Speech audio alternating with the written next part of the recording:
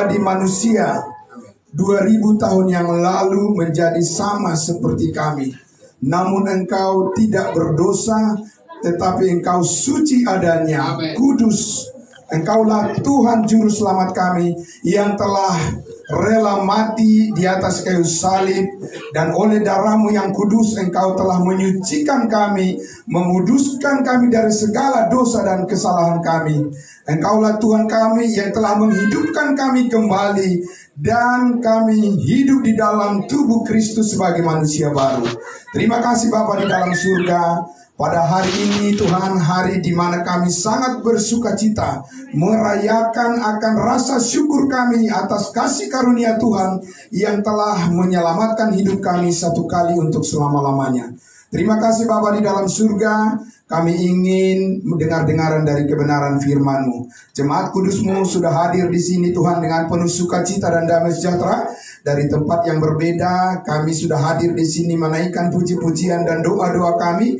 Dan kami sangat bersyukur ya Bapa, ada firman Tuhan yang terus menuntun hidup kami dan memberikan kami kekuatan di dalam keyakinan kami bahwa kasih-Mu yang sempurna memelihara hidup kami secara total. Di dalam Kristus Yesus kami telah menerima segalanya yang terbaik dari Bapa di surga.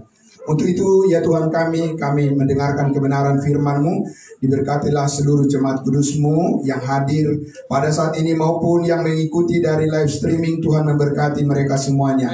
Di dalam nama Tuhan Yesus kami berdoa dan bersyukur. Haleluya. Amin. Amin. Jemaat kudus, saya persilahkan duduk kembali. Ya, sekali lagi salam kudus buat kita semuanya. Bapak Ibu Saudara, dulu waktu saya masih kecil, ya, anak-anak, Bapak Ibu Saudara, saya masih ingat persis kalau sudah bulan Desember ada semangat, ya, ada semangat Bapak Ibu Saudara karena akan mendapatkan baju baru, gitu ya. Tapi kalau tidak mendapat baju baru, biasanya itu adalah satu perkara yang besar, gitu ya. Kalau tidak ada baju baru, berarti orang lain ada baju baru, kita tidak punya baju baru, dan kita rasanya sepertinya menderita sekali, gitu ya. Dan biasanya bulan Desember itu sudah sangat semangat gitu. Di kampung kami itu Bapak Ibu Saudara itu suhunya dingin. Jadi sebenarnya jujur saja waktu masih kecil jarang mandi gitu ya. Tapi kalau bulan Desember pasti rajin mandi gitu. Entah kenapa ya, begitu ya Bapak Ibu Saudara. Jadi kenapa Januari, Februari malas, terus Desember bisa rajin gitu, ya kan? Heran juga ya, kok nggak stabil gitu ya. Nah, Bapak Ibu Saudara yang dikasihi Tuhan Yesus, tapi sesudah semakin dewasa, semakin mengerti bahwa kita orang yang sudah dewasa bukan lagi semata-mata kita digerakkan oleh hal-hal yang bersifat jasmani saja. Karena kita sudah semakin dewasa, maka kita memperhatikan apa yang menjadi kepentingan kerohanian kita. Amin.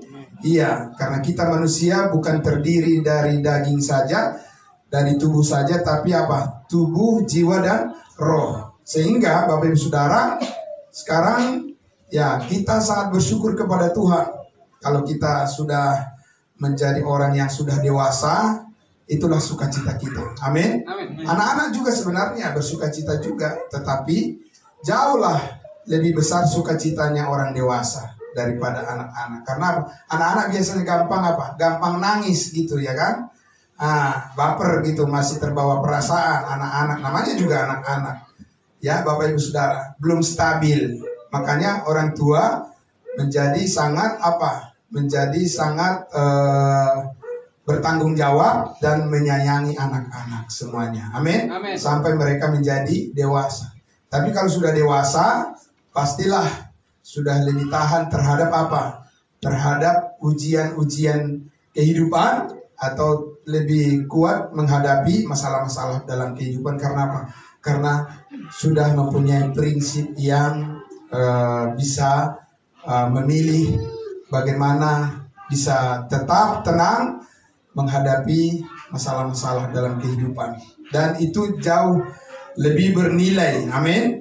Lebih bernilai karena apa? Karena kita semua menginginkan dalam kehidupan kita ini segala sesuatu matang.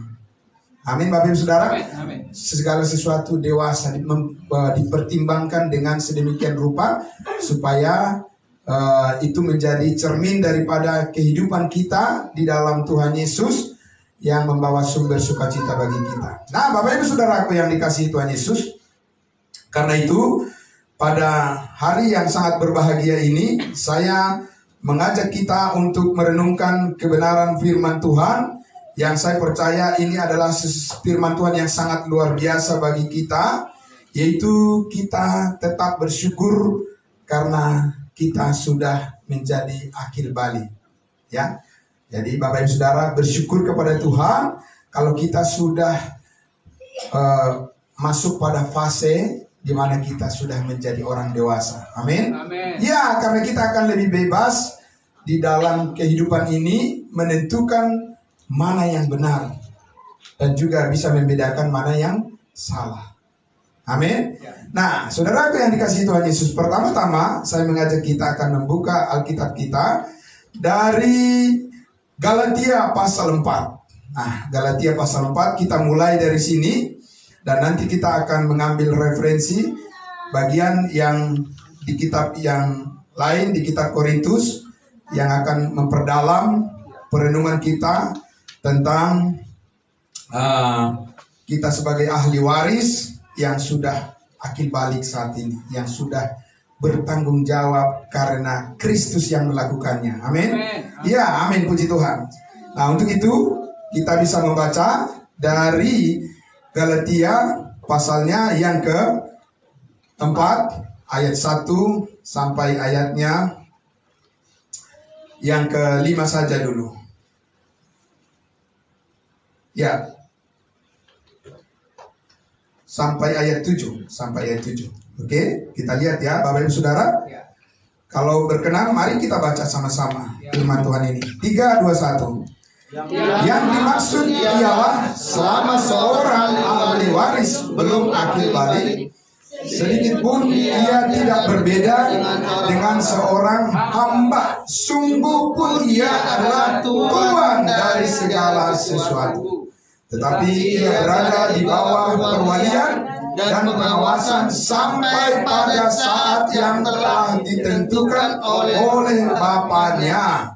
Demikian pula kita, selama kita belum akil balik, kita takluk juga kepada roh-roh dunia. Tetapi setelah genap waktunya, maka Allah mengutus anaknya yang lahir dari seorang perempuan dan takluk kepada hukum Taurat. Ia diutus untuk menebus mereka yang takluk kepada hukum Taurat, supaya kita diterima menjadi anak. Dan karena kamu adalah anak, maka Allah telah menyuruh roh anaknya ke dalam hati kita yang berseru, ya Aba, ya Bapa. Jadi kamu bukan lagi hamba, melainkan anak. Jikalau kamu anak-anak, maka kamu juga adalah ahli waris oleh Allah. Amin.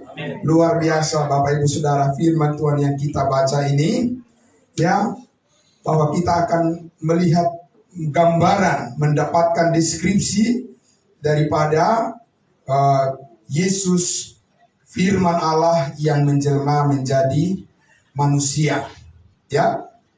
Dan kemudian bagaimana sesudah Yesus naik ke surga, kemudian segala sesuatu telah diselesaikan dan sekarang Dia mengaruniakan kepada setiap orang yang percaya kehidupan yang kekal, keselamatan oleh kasih karunia Allah yang sangat luar biasa, diberikan secara cuma-cuma. Nah, Bapak Ibu Saudaraku yang dikasihi Tuhan Yesus, kita melihat di sini bagian-bagian yang sangat luar biasa dahsyat.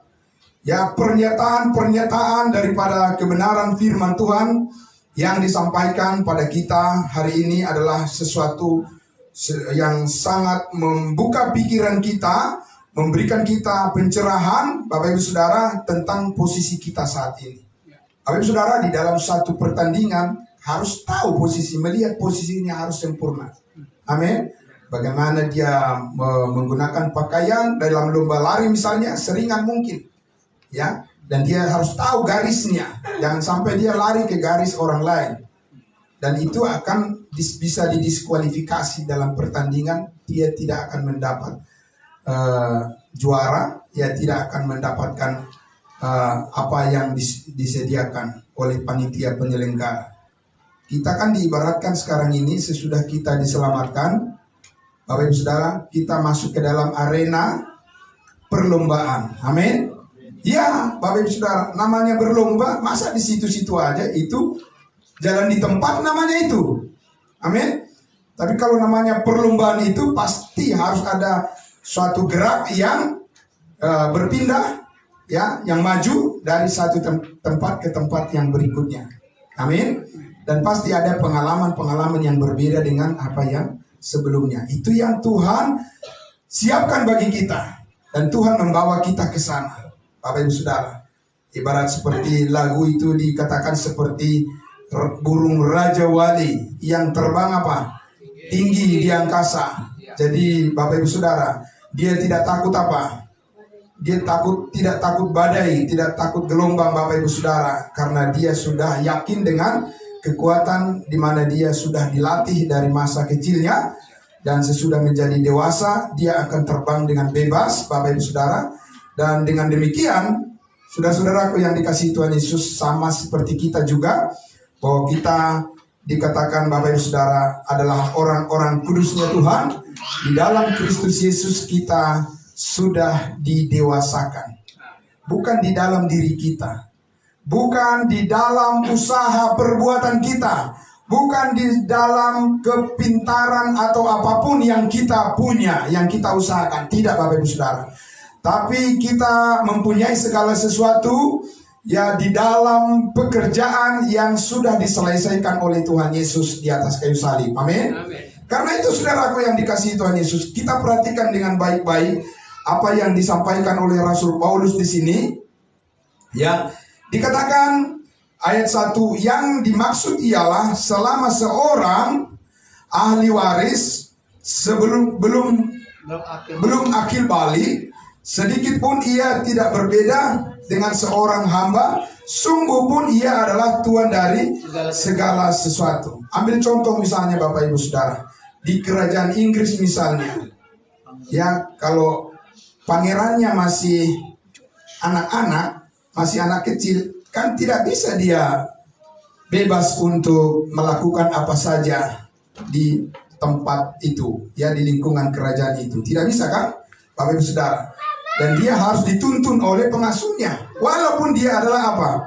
Dia adalah ahli waris terhadap semua apa yang ada di situ, ya, yang dimiliki oleh kerajaan itu, tetapi dia belum akil balik.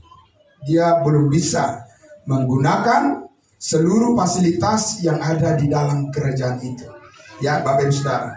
Nah, saudaraku yang dikasihi Tuhan Yesus, kita akan melihat ini secara spesifik tentang bagaimana ketika Yesus Kristus lahir ke dunia ini. Apakah dia, Bapak Ibu Saudara, dikatakan sudah akil balik? Apakah dia sudah menyelesaikan segala sesuatu ketika dia lahir ke dunia ini? Bapak Ibu Saudara, kita lihat, Saudara, di ayatnya yang coba kita lihat di ayatnya yang kedua dan ayatnya yang ketiga, dikatakan, tetapi ia berada di bawah perwalian dan pengawasan sampai pada saat yang telah ditentukan oleh Bapanya. Demikian pula kita, selama kita belum akil balik, kita takluk kepada roh-roh dunia. Ayat 3. Tetapi ayat 4. Ya, ayat 4. Tetapi setelah genap waktunya, maka Allah mengutus anaknya yang lahir dari seorang perempuan, yaitu dari Maria, ya, seorang perempuan yang belum bersuami, Maria. Ya, Yesus Kristus lahir ke dunia ini di kota Bethlehem, dan itu adalah fakta yang tidak bisa dibantahkan oleh siapapun. Ya, Bapak Ibu Saudara. Dan itu adalah kenyataan di dalam sejarah bahwa Yesus Kristus, Anak Allah, lahir ke dunia ini sebagai manusia. Dan tidak ada yang bisa membantah itu kecuali mereka yang tidak percaya. Amin. Ya. Tapi tahukah Bapak Ibu Saudara, bagaimana Yesus sebagai manusia hidup di dunia ini? Kepada siapa dia tunduk dan bagaimana dia cara hidup sebagai manusia di dunia ini? Kita selesaikan ayatnya yang ketiga. Ayatnya yang keempat. Tetapi setelah genap waktunya, maka Allah mengutus anaknya yang lahir dari seorang perempuan dan takluk kepada apa? Takluk kepada hukum Taurat, Bapak Ibu Saudara. Amin. Bandingkan Bapak Ibu Saudara ketika Rasul Paulus mengatakan bahwa kamu sekarang tidak dikuasai lagi oleh dosa karena kamu tidak hidup di bawah hukum Taurat. Amin. Ya, saudaraku yang dikasihi Tuhan Yesus. Itulah sebabnya Yesus Kristus pada hari yang ke-8 dia harus apa? Dia harus bersunat pada hari yang ke-8. Saya ingin mengatakan kepada saudara, ini adalah masa di mana Yesus Kristus belum akil balik. Saudara, jadi dia harus takluk kepada hukum Taurat. Secara jasmani, secara lahiriah, dia harus dituntun oleh apa? Oleh perintah Allah yang disebut dengan hukum Taurat. Bapak Ibu Saudara. Ya. Jadi kalau kita lihat saudaraku yang dikasihi Tuhan Yesus, Yesus juga, saudaraku, harus mengikuti ya pembaptisan untuk menyatakan dia sebagai orang Israel sebelum dia akil balik. Dalam hal ini, sebelum dia menyelesaikan segala sesuatu penebusan atas segala dosa, dia harus dituntun dan dia harus takluk kepada hukum Taurat, Bapak Ibu Saudara. Ya, itulah Yesus sebagai manusia yang lahir ke dunia ini di tengah-tengah bangsa Israel. Saudaraku, dia harus memperlihatkan kemanusiaannya kepada orang Israel. Dan dia harus menunjukkan kesempurnaannya di dalam menuruti hukum Taurat, Bapak Ibu Saudara. Ya, saudaraku yang dikasihi Tuhan Yesus. Kalau kita bertanya, apakah saudara akan mengikuti cara hidup seperti waktu Yesus di bumi? Yaitu takluk pada hukum Taurat. Kalau saudara membaca apa yang dikatakan oleh Rasul Paulus, bahwa kita sekarang tidak hidup di bawah hukum Taurat lagi. Karena apa?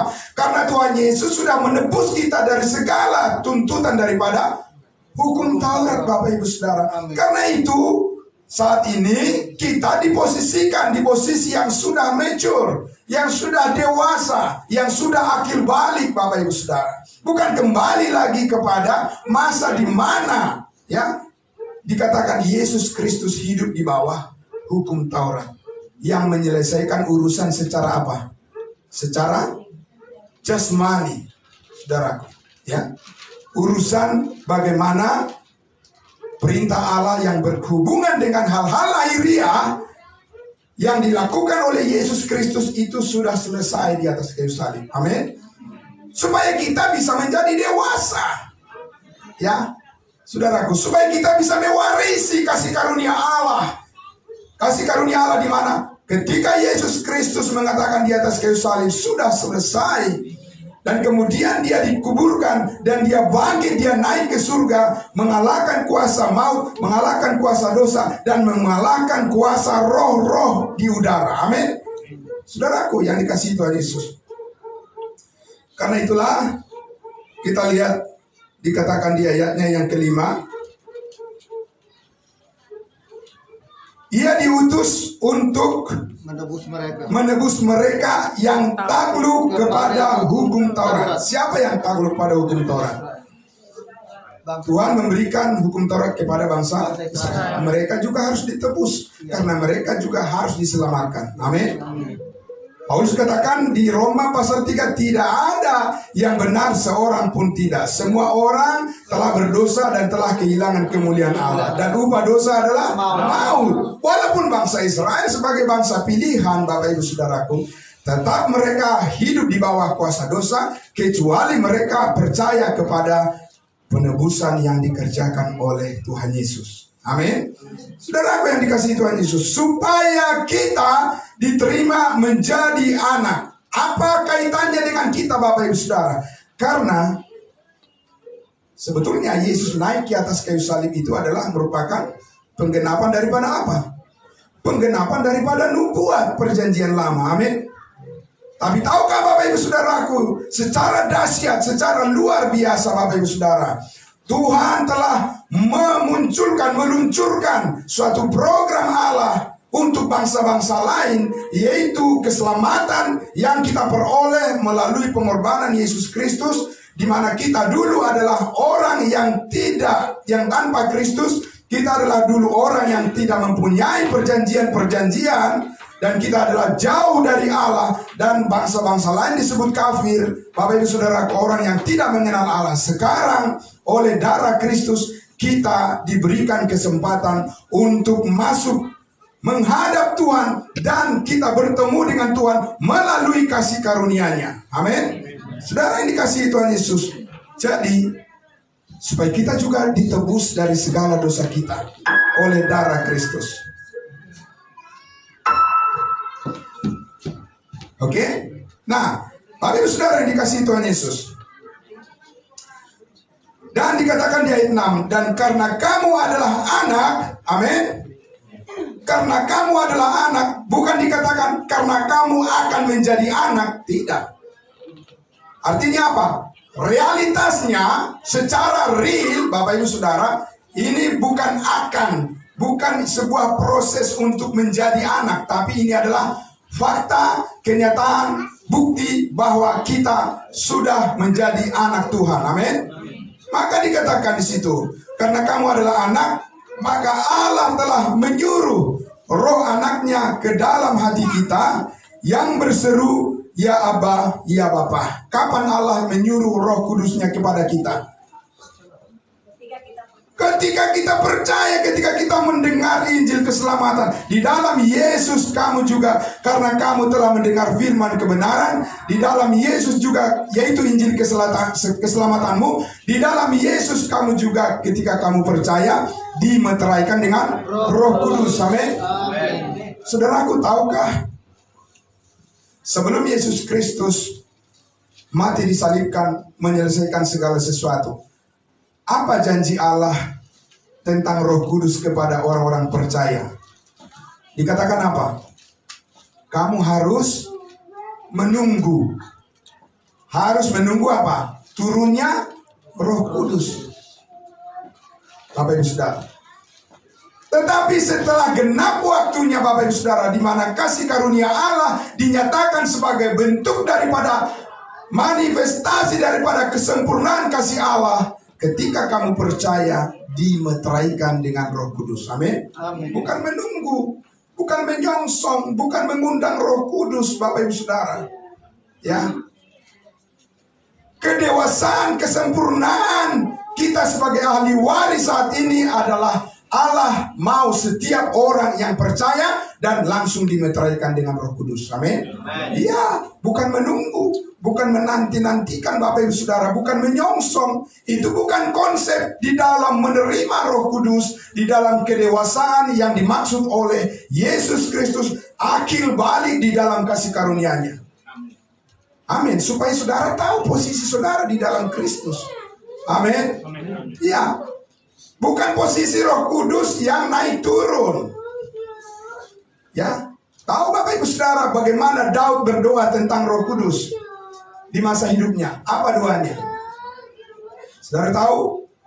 Daud mengatakan apa?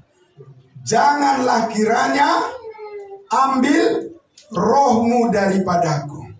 Bapak Ibu Saudara yang dikasihi Tuhan Yesus, apa itu bentuk daripada fakta kenyataan hidup kita di dalam Kristus saat ini? Tidak. Karena apa? Karena Tuhan tidak mengambil rohnya daripada kita. Amin. Dia sudah memeteraikan dirinya dengan kita. Kita adalah anggota tubuh Kristus dan kita dibaptiskan ke dalam kematiannya. Amin. Ya Bapak Ibu Saudara, sesuatu yang sempurna dilakukan oleh Allah di dalam Kristus Yesus melalui kasih karunia-Nya. Ini yang mau kita lihat sekarang ini. Amin. Supaya kita tidak terombang-ambing dengan keadaan dunia segala macam, Bapak Ibu Saudaraku. Karena dunia ini sangat berpengaruh dan tidak ada yang kebal seorang pun, orang percaya sekalipun dia, maupun dia sebagai pengkhotbah, maupun sebagai apapun jabatannya di dalam gereja orang percaya, orang kudus, Bapak Ibu Saudara. Tidak ada yang kebal dari kejatuhan, kecuali dia terus berdiri di dalam kebenaran kasih karunia Allah. Amin. Ya, Bapak Ibu Saudara, itu perlu kita pahami. Karena arus dunia ini tidak main-main. Bapak Ibu Saudara, tidak main-main, jangan anggap remeh. Bapak Ibu Saudara, Paulus sudah mengatakan, jangan kamu serupa dengan dunia ini, tapi berubahlah oleh apa? Pembaharuan budimu. Amin. Pembaharuan pikiranmu, renewing or your mind. Ya, Bapak Ibu Saudara, pembaharuan pikiran kita, mindset kita, paradigma kita, saudaraku, benar-benar paradigma yang baru di dalam kasih karunia Tuhan. Yang lama sudah berlalu. Amin. Saudaraku, ini yang kita selami terus. Kita selami terus sebagai orang dewasa. Anak-anak tidak tahu itu. Dia, kalau tahu saudara-saudara, anak-anak itu cepat kalau dia berikan tantangan, anak-anak itu cepat dia mundur semangatnya. Ya kan? Bapak Ibu Saudara. Dan tidak kuat dia bertahan kalau anak-anak. Tapi kita sekarang, kita juga anak-anak juga kan? Anak-anak Tuhan. Tapi saya juga anak, dulu juga umur 1 tahun saya juga anak-anak pada saat itu. Sekarang juga saya juga masih tetap anak dari bapak saya. Walaupun saya sudah dewasa, tetap saya anak. Tapi beda anak-anak, beda dengan kanak-kanak. Amin. Ya, sekarang kita diperhadapkan kepada suatu realita di dalam Kristus Yesus, Bapak Ibu Saudaraku, bahwa dikatakan Roh Kudus telah dimeteraikan di dalam hidup kita sehingga kita bisa menyatakan ya Aba, ya Bapa. Amin. Ini adalah merupakan suatu kedekatan, ya, hipostatis kita, kesatuan kita, Bapak Ibu Saudaraku, dengan Yesus Kristus sebagai kepala dan kita adalah anggota tubuhnya. Amin. Ya, Bapak Ibu Saudara, siapa kepala yang menginginkan ada anggota tubuhnya yang terbuang, yang terpotong, yang dimutilasi? Tidak ada. Amin. Manusia saja tidak mau itu menjadi kenyataan, apalagi Kristus. Jadi orang-orang mengatakan bahwa orang percaya bisa hilang keselamatannya. Bagaimana caranya? Itu bukan konsep di dalam kedewasaan, maturity, daripada kasih karunia Allah yang dinyatakan kepada kita saat ini melalui kematian dan kebangkitan Yesus Kristus. Bahwa kita adalah anggota tubuhnya, telah dibaptiskan ke dalam tubuh Kristus, dan kita menjadi bagian dari tubuh Kristus yang permanen. Amin. Ya, saudaraku yang dikasihi Tuhan Yesus, tidak bisa dunia ini membuat kita menjadi keluarga yang permanen. Hanya Yesus Kristus dan Roh Kudus yang membuatnya. Amin. Itu saudaraku yang dikasihi Tuhan Yesus. Dengan siapapun yang menjadi keluarga kita, siapapun yang menjadi sahabat kita, siapapun yang menjadi orang terdekat kita, kita bisa berpisah suatu saat dengan dia. Tapi persoalannya adalah berpisah untuk bertemu kembali atau berpisah untuk selamanya. Amin. Di dalam tubuh Kristus tidak mungkin kita berpisah. Karena Paulus telah mengatakan di Roma pasal 8, baik kuasa-kuasa di udara, baik kuasa maut, baik kuasa apapun di bumi dan di bawah bumi, tidak ada yang dapat memisahkan kita dari kasih Allah yang ada di dalam Kristus Yesus. Amin. Bukan dari kasih saudara dan saya. Mana bisa kasih saudara dan saya mengikat kita untuk selamanya? Tidak bisa. Karena kadang-kadang kita bisa mengasihi, kadang-kadang juga tidak. Bisa juga kita macet dalam hal mengasihi. Benar nggak Bapak Ibu Saudara? Iya, kadang-kadang kita bisa bersemangat mengasihi saudara seiman, kadang-kadang juga kita bisa macet dan tidak dengan sepenuhnya mengasihi orang lain. Maka kasih yang mengikat kita adalah kasih karunia Allah di dalam Kristus Yesus yang sempurna. Amin. Yang dinyatakan di atas kayu salib. Itulah puncak daripada pengharapan, dan itulah simpul daripada pengharapan yang memastikan saudara dan saya bertemu dengan Tuhan Yesus nanti di awan-awan. Amin. bukan usaha dan perbuatan, dan juga bukan kemeriahan apapun yang ada di dunia ini. Tidak, Bapak Ibu Saudara. Semua orang secara tradisional bisa melakukan apa saja yang bisa memperlihatkan kegemerlapan di dunia ini. Siapa saja boleh melakukannya, Bapak Ibu Saudara. Hanya pertanyaannya adalah, apakah itu terhubung dengan rencana Allah di dalam kasih karunia-Nya dalam Kristus Yesus. Saudara yang dikasihi Tuhan Yesus, karena itu saya mengajak kita untuk melihat di dalam 1 Korintus pasalnya yang kedua. Mari kita lihat, saudara. 1 Korintus pasal 2. Ya, kita baca mulai dari ayatnya yang pertama. Kita baca dari 1 Korintus pasal 2. Dari ayat 1. Saya baca ya, saya saja yang membaca.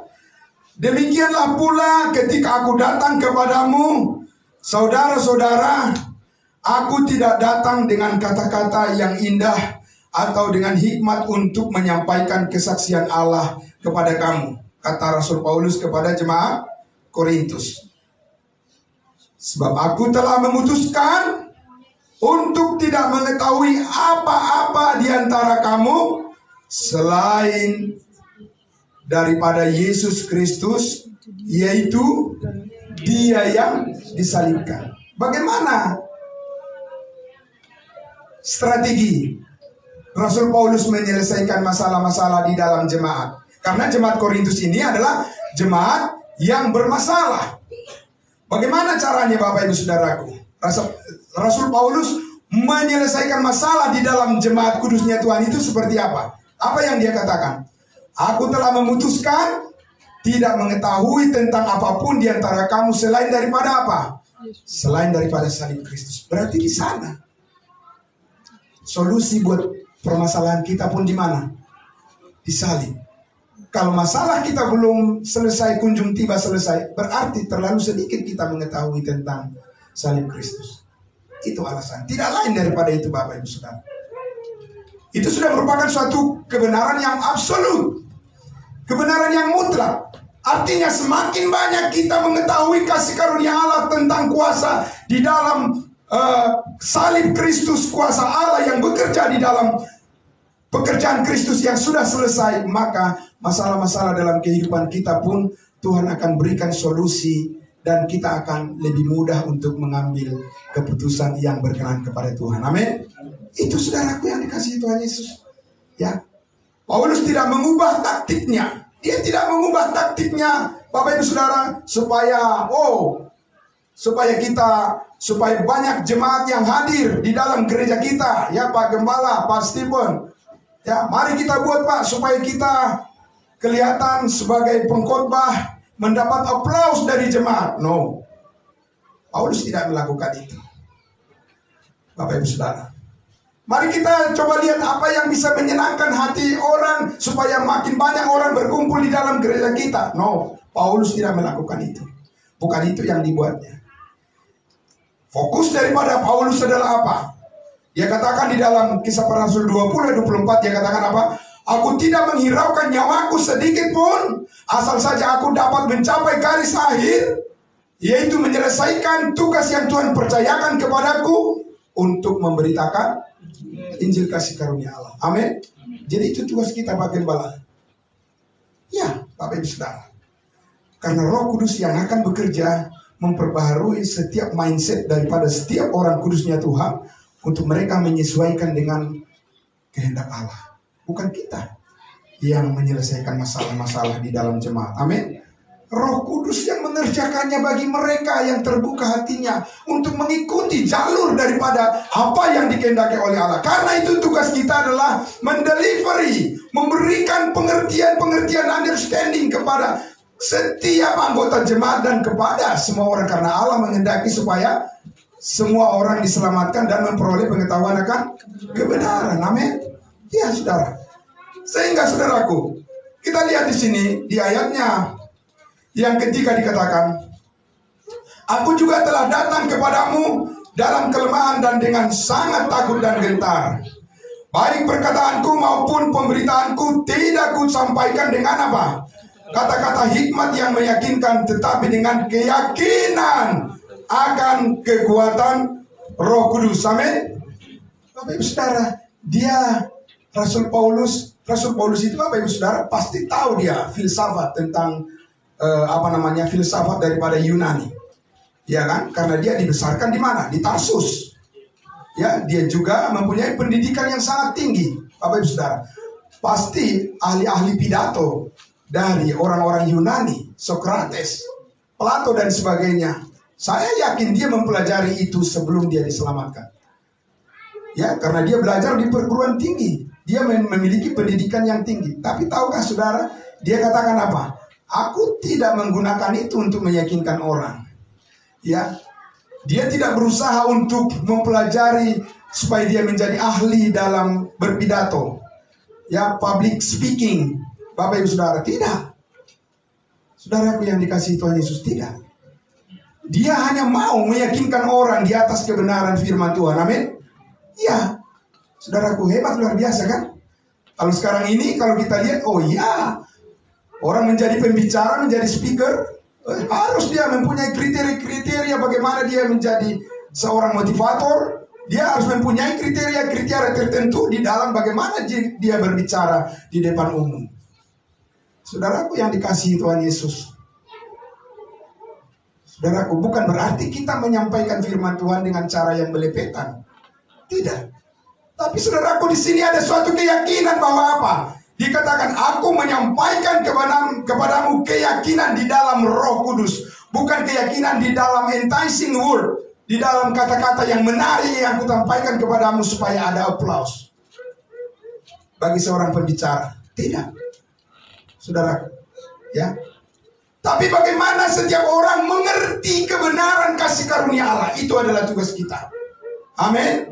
Karena bukan kita yang membuat orang percaya. Roh Kuduslah yang meyakinkan orang lain untuk menjadi percaya. Sama seperti saudara dan saya. Amin. Roh Kudus yang meyakinkan. Tetapi bagaimana Roh Kudus meyakinkan seseorang menjadi percaya adalah juga karena kita bersaksi dengan benar kepada mereka. Itu sebabnya kita belajar. Makanya dikatakan di ayatnya yang ke-5 dikatakan supaya apa? Supaya iman kamu jangan bergantung pada hikmat manusia, tetapi pada kekuatan Allah. Amin. Roma 1 ayat 6 Paulus katakan, sebab Injil adalah kekuatan Allah yang menyelamatkan setiap orang yang percaya. Makanya Bapak Ibu Saudara, kekuatan Allah ada di mana? Bapak Ibu Saudara, bukan di dalam kepintaran kita berbicara, tidak. Kekuatan Allah ada di dalam Injil itu. Makanya setiap orang yang percaya diberikan kekuatan untuk bisa menyampaikan pada orang lain. Amin. Semua kita, tanpa kecuali. Saudara, kita sudah lihat tadi anak-anak kita di depan, bagaimana mereka apa? Menyaksikan iman mereka, mengkonfirmasi apa yang mereka yakini. Mulai sejak apa? Dari kecil. Karena apa? Karena saudaraku, apa yang kita tanamkan mulai dari kecil, itu juga yang akan tumbuh dan berbuah sesudah mereka menjadi besar. Amin. Itu tanggung jawab kita, Bapak Ibu Saudaraku. Ya. Karena mereka juga adalah ahli waris daripada kasih karunia Allah, di mana mereka nanti akan berjuang di zaman mereka sesudah menjadi dewasa. Dan mungkin kita masih ada di sana, mungkin juga kita para orang tua sudah tidak ada di sana lagi, Pak. Tapi apa yang kita tanamkan dari sekarang ini, maka itulah yang menjadi fondasi bagi mereka untuk bisa suatu saat tetap berada di dalam kesetiaan akan jati diri mereka sebagai orang-orang kudusnya Tuhan. Amin.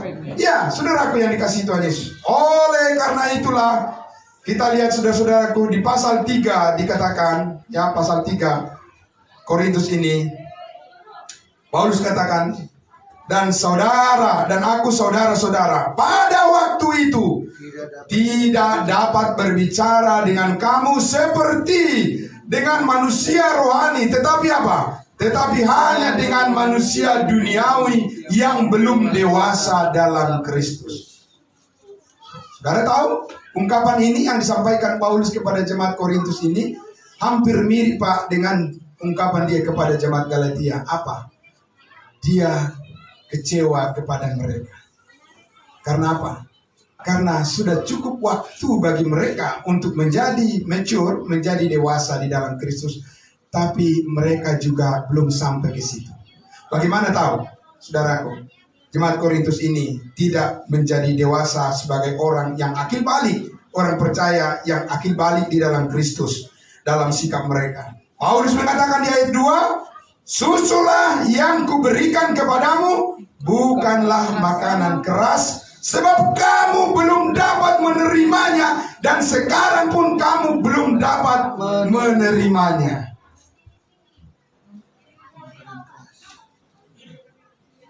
Ada lagu mengatakan, ada apa denganmu?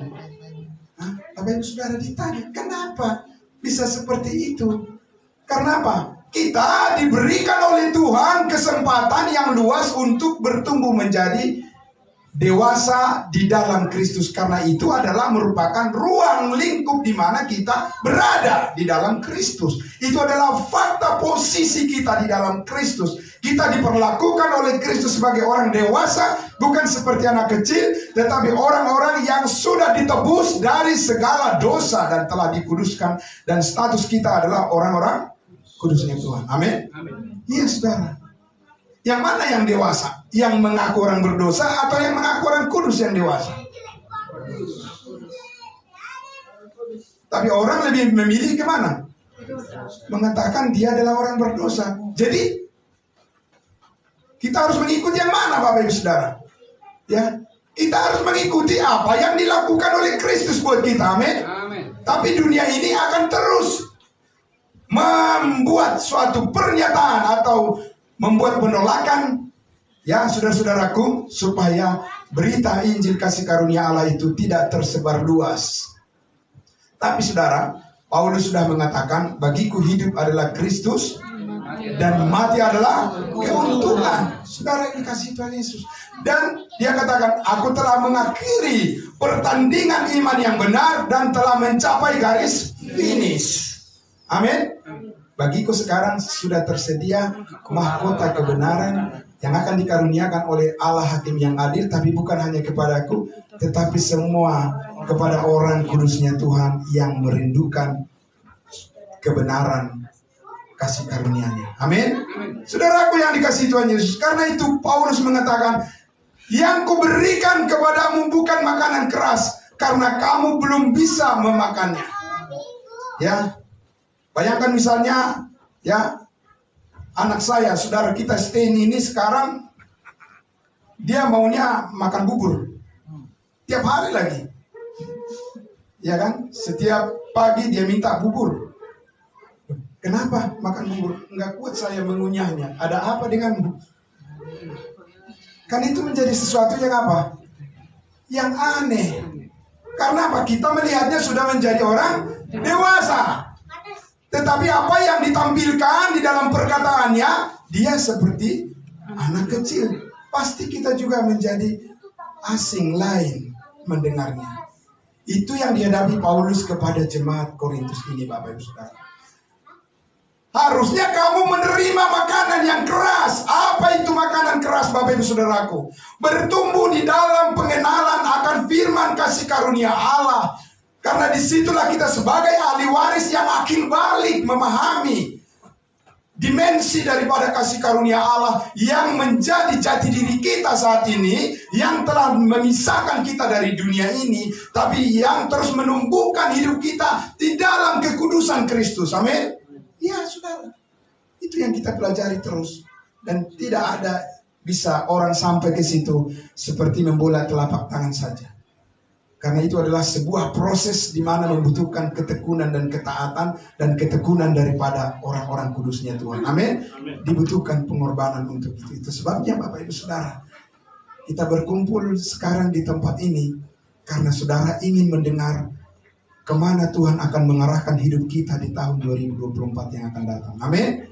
Ya, kita bukan orang yang akan kehilangan orientasi di dalam kehidupan rohani kita. Tidak boleh Bapak Ibu Saudara. Amin. Paulus mengatakan harus bertumbuh terus, ya, bertumbuh terus mencapai kedewasaan di dalam Kristus, mengerti bagaimana cara hidup kita yang sudah ditebus. Itu yang sangat luar biasa Bapak Ibu Saudara. Maka Paulus katakan di ayatnya yang ketiga, ya, karena kamu masih apa? Manusia duniawi. Sebab jika di antara kamu ada apa? Iri hati, apa ada lagi? Perselisihan, apa lagi? Bukankah hal itu menunjukkan bahwa kamu manusia duniawi dan bahwa kamu hidup secara duniawi? Secara manusiawi. Ini bisa kenyataan ini di dalam persekutuan orang kudus atau bukan Bapak Ibu Saudara? Ya, itu kenyataan di dalam persekutuan orang kudus. Haruskah seperti itu? Tidak. Amin. Jadi kita tidak boleh menyerah kepada keadaan begitu saja Bapak Ibu Saudara. Karena kita mempunyai penuntun, kita mempunyai terang, kita mempunyai kekuatan, dan kita mempunyai pengertian, dan kita mempunyai kuasa yang diberikan oleh Allah melalui kebenaran firman-Nya mendewasakan kita Bapak Ibu Saudara.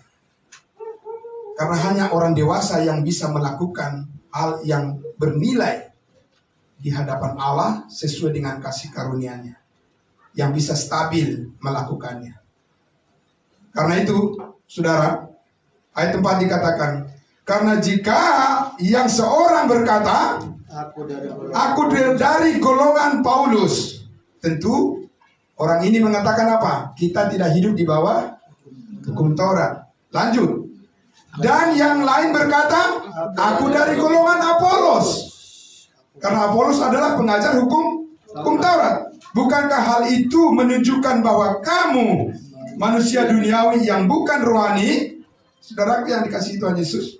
Jadi rupanya jemaat di Korintus ini, mereka belum bisa fokus kepada pimpinan daripada Paulus sebagai rasul bangsa lain yang mengajarkan seluruh kasih karunia Allah, ya, kemurnian kasih karunia Allah di dalam jemaat Tuhan. Mereka masih terbawa oleh pengajar-pengajar yang masih hidup di bawah hukum Taurat.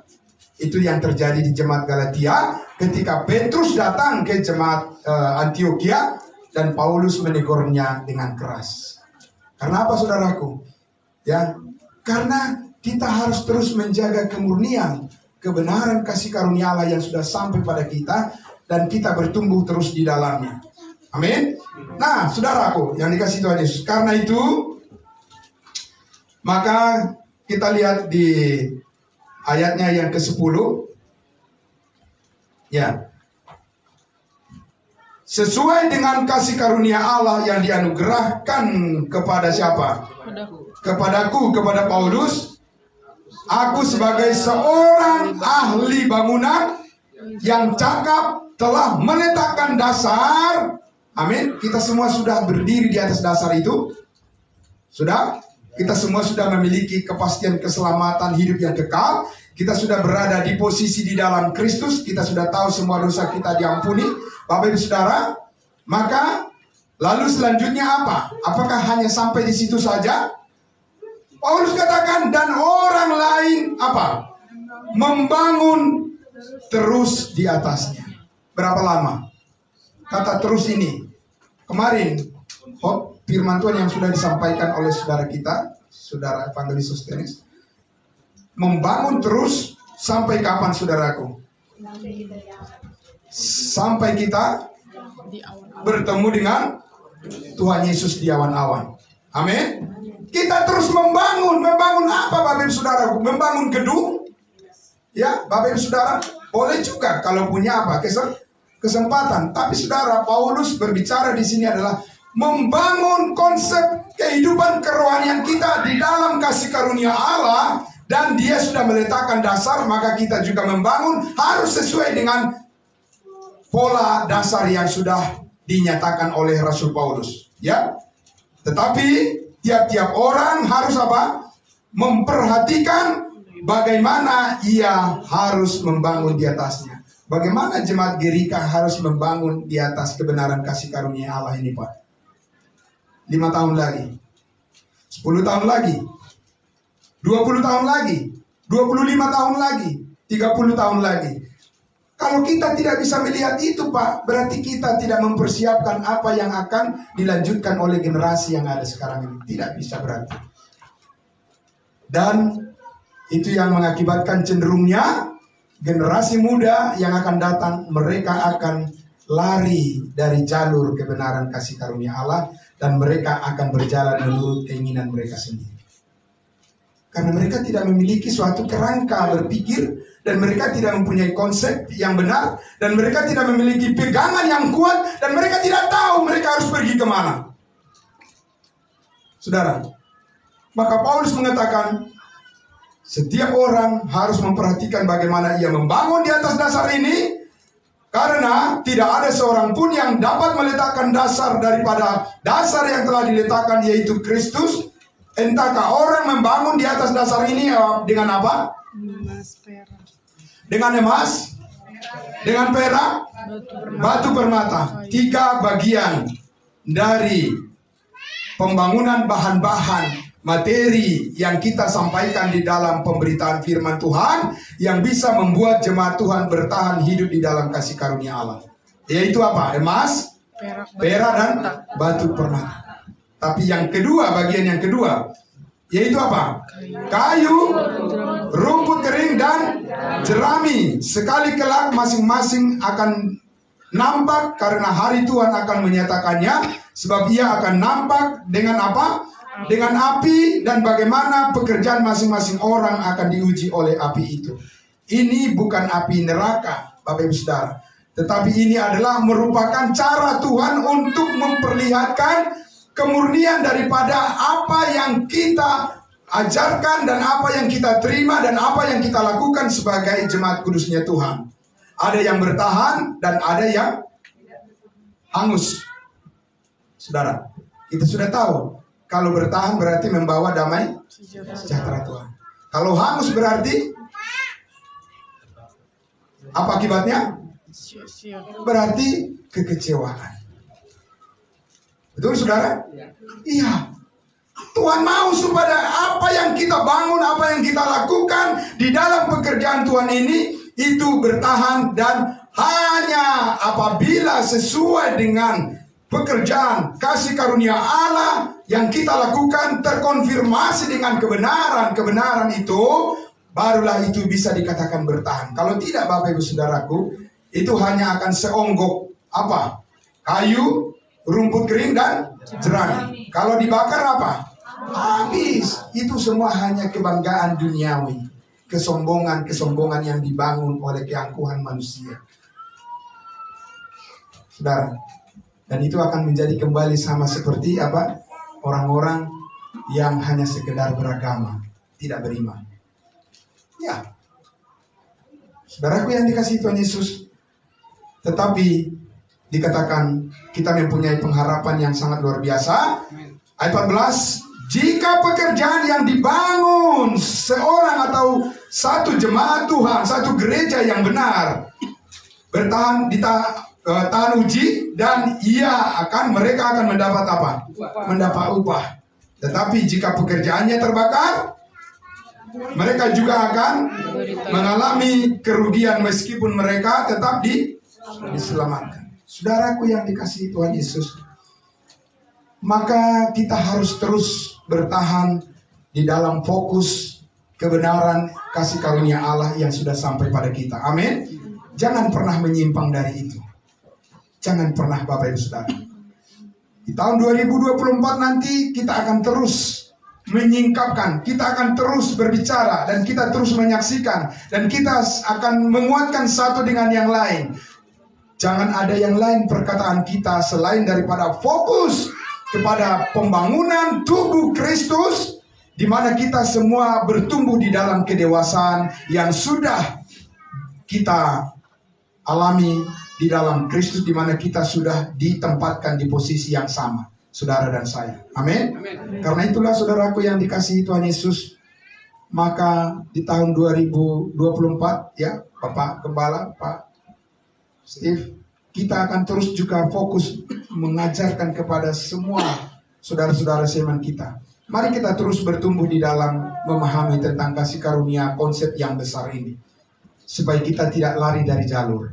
Amin. Amin. Ya, karena itu saudaraku yang dikasihi Tuhan Yesus, pada kesempatan ini saya mengucapkan banyak terima kasih juga kepada semua anggota jemaat yang sungguh-sungguh setia. Saya tahu, Bapak Ibu Saudara, saya melihat bahwa semakin bertambah jemaat yang setia saat ini. Amin. Iya, dan saya bersyukur untuk itu. Dan saya berterima kasih. Mari kita sama-sama maju bersama Bapak Ibu Saudara. Tidak ada di antara kita yang ketinggalan.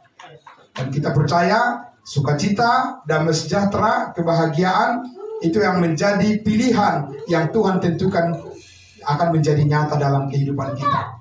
Mari kita semua merendahkan hati kita. Kita semua memiliki hati seorang murid yang rindu untuk terus belajar memahami kehendak Tuhan yang lengkap dalam kehidupan kita. Amin. Amin. Mari kita berdoa.